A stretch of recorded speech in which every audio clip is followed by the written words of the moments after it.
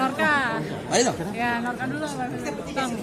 Tadi dari hasil RDPU dengan Komisi 10, kira-kira apa yang dirasakan para seniman ini, Bang? Kami lega, kami bahagia bahwa Komisi 10 bisa tidak hanya memberikan apresiasi, tapi juga menyetujui apa yang menjadi tuntutan kami utama, yaitu moratorium.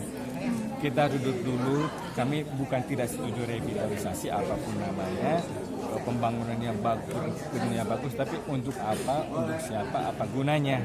Kami perlu tahu apa yang akan mereka lakukan. Inilah dialog ini yang kami butuhkan. Tapi selama ini kan kelihatan buta tuli dan bisu. Nah, alhamdulillah Komisi 10 DPR Pusat bisa dan berkenan menerima kami hanya dalam waktu 2 hari. Memang selama ini tidak pernah diajak berkomunikasi dengan pihak Pemprov ya, Bang? Tidak pernah secara langsung. Tadi seperti pertanyaan Mbak Rano, siapa anggota tim revitalisasinya, ada 5 nama yang kami tahu orangnya, tapi kan kapasitas apa mengatasnamakan siapa dan kenapa mereka tidak melalui konsultasi ke Akademi Jakarta dan Jakarta atau seniman-seniman lain. Tapi ada beberapa seniman yang pro dengan pembangunan itu. Ya, saya berbeda pandangan dengan teman-teman di sini. Iya, ya pastilah. Tadi kan udah dengar. Secara prinsip, semua seniman setuju revitalisasi. Komersialisasinya yang ditolak. Bukan komersialisasinya. Fungsi revitalisasi itu dulu untuk apa? Apalagi tadi ya, kita mendengarkan. Artinya gini loh, fungsi DPR ini kan membuka kanal-kanal yang macet supaya kita bisa menyalurkan aspirasi ini. Memang bahasanya teman-teman seniman juga pasti sudah ke DPRD. Tapi mungkin di sana belum ini juga ke pusat. Karena apa? Ada keinginan juga kalau memang susah, Taman Ismail Marzuki menjadi milik negara saja. Kan itu harapan. Sehingga tidak terbentur dengan regulasi-regulasi yang memang punya aturan yang memang nggak bisa dilangkahi gitu. Bang, tadi kan Abang mengusulkan agar Komisi 10 sidak tertib. Kira-kira kapan, Bang? Oh, ini nanti kita jadwalkan. Pasti jadwalkan. Karena kita minggu ini memang sedang, hari ini kita konseling untuk beberapa kementerian, mungkin setelah 3-4 hari. Termasuk mengundang memanggil Gubernur DKI Jakarta. Jakarta. Mekanisme itu tentu kesekjenan. Tapi kita mau lihat seperti apa sih. Nah, kalau Bang Rano sendiri melihat pembangunan ini kan sudah berlangsung cukup lama ya, Bang? Nah, seperti apa, Bang? Prinsipnya kan secara ini revitalisasi disetujui. Bahkan katanya desainnya pun sudah ada yang disepakati. Cuman sekarang ternyata tidak itu yang dipakai desainnya. Kan itu kayaknya ada apa sih ini sebetulnya kan? Nah, kalau memang yang namanya Jakpro itu siapa aja bisa melakukan itu. Cuman memang dengan pengelolaan 28 tahun itu berarti BOT. BOT itu harusnya bukan anggaran dari DPR, APBD, dari itu sendiri. Karena setelah 30 tahun itu menjadi milik Pemda. Nah, tapi tadi kan informasi kan diberikan anggaran 300 miliar. Nah, ini berarti harus kita pelajari semuanya apa masalahnya. Ya, oke. Memang, thank you.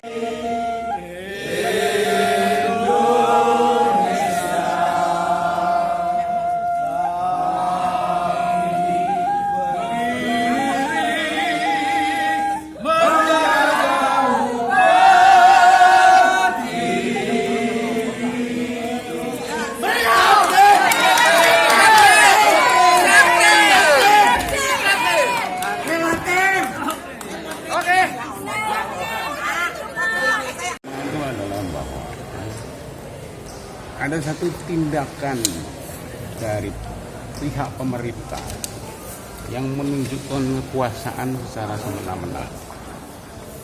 Jadi adalah arogansi dari kekuasaan, terutama ketika ia bertindak pada masyarakat kesenian dan kebudayaan.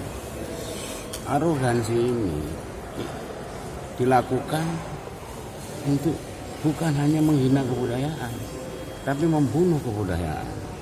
Jadi apa yang dihancurkan oleh Jakpro itu, gedung-gedung itu, sebenarnya dihancurkan itu bukan hanya fisik atau materi saja, tapi juga jiwa dari para seniman budayawan. Karena 2 tahun mereka akan nganggur, nggak ngapa-ngapain.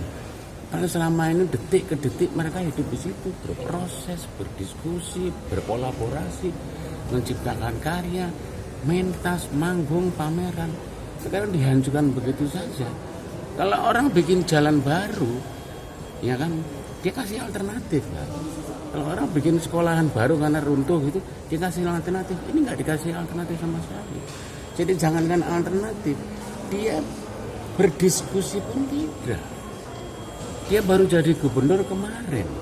Ini jadi seniman udah 50 tahun. Kok nggak dianggap? Itu arogansi yang sangat luar biasa. Dan itu membuat kami bukannya marah, sedih sekali. Kok ada pemangku kepentingan yang utama, namanya pemerintah itu bertindak seperti itu. Mereka kan pemangku kepentingan juga, penyelenggara negara juga. Kami seniman dan budayawan itu pemangku kepentingan juga. Kalau dalam kebudayaan kita yang utama, pemerintahan dia penyelenggara negara, kami juga penyelenggara negara. Cuman dia diistimewakan. Bok yang ngomong kan gitu kan, mau ngapa-ngapain. Nah, tindakan semacam ini yang kita khawatirkan menjadi reference, menjadi model atau ideal type bagi daerah-daerah lain dalam cara pemerintah daerahnya memperlakukan kesenian dan kebudayaan. Bapak bunda seniman kita seperti itu, ya kan? Itu yang pertama. Yang kedua, cara berpikir bahwa kita dianggap bebannya APBD. Oh, berarti selama ini seniman dan budayawan itu beban, bukan investasi. Harusnya kita ini kan investasi imaterial kan, ada investasi material berupa jalan apa gitu gedung. Investasi imaterial ada investasi untuk membangun manusianya, operatornya yang nanti akan mengembangkan, menggunakan apa itu, membiakkan materialnya itu. Dia nggak menganggap ini kan sisi mata uang yang sama material dan material. Yang material dianggap, yang ini enggak, bukan nggak dianggap lagi, dihina, bahkan dibunuh, diasasinasi oleh pemerintah. Ini cara berpikir yang sangat keliru. Kita dianggap beban seperti itu. Nah, tetapi kita udah berulang kali, kita sudah ngomong sama anak buahnya, deputinya lah, siapanya, ngomong sama Jakpro, kita ke DPRD, tetapi gubernur budek, nggak mau dengar. Kita cuma bilang, ayo kita ngomong. Susahnya apa ngomong? Nggak mau ngomong. Apa yang terjadi karena budeknya itu tiba-tiba dibentengi semua kan, tim itu kan, dibedeng semua. Kita nggak boleh masuk, di dalam dia menghancurkan semua yang selama ini menjadi rumah ibadah kita, rumah ibadah kesenian. Ya, beberapa orang lain kan agama udah, kesenian udah agama mereka, hidup mereka. Itu dihancurkan tanpa ngomong apa-apa. Kita bilang berhenti dulu, kita ngobrol dulu. Maunya gila. Jadi itu poin yang paling penting ya. Yang paling penting ketiga itu yang namanya government itu sebenarnya dari pusat ya sampai daerah. Itu udah 30 tahun lebih tidak memahami dengan baik kebudayaan itu apa, bagaimana peran, fungsinya, posisinya dan yang lain-lain. Mengakibatkan pertumbuhan kebudayaan, pembangunan kebudayaan itu paling merosot dibandingkan seluruh pembangunan. Sehingga kebudayaan kita ini saya klaim dan saya bertanggung jawab kepada siapapun di seluruh Indonesia, itu telah mengalami degradasi sampai ke titik mati. Kita semua ini budayanya, adab di dalam diri kita, lihat di jalan raya aja deh, adab di dalam diri kita itu udah hancur, dan itu gara-gara yang itu.